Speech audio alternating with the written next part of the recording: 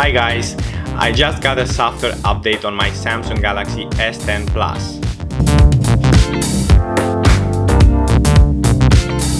Now I have the One UI 2.0 version and Android version 10.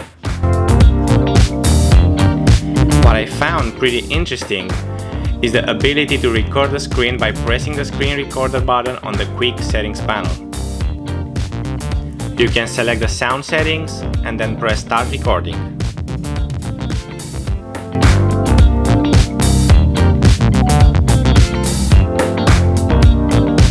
You can draw on the screen,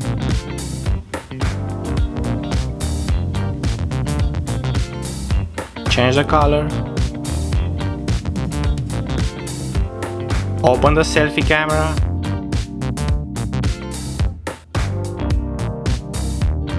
and stop the recording. Now we can tap here to see the recording. You can draw on the screen,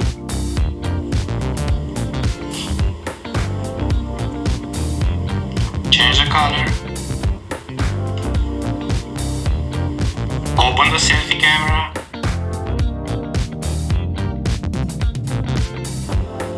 and stop the recording. If I'm holding the recording button,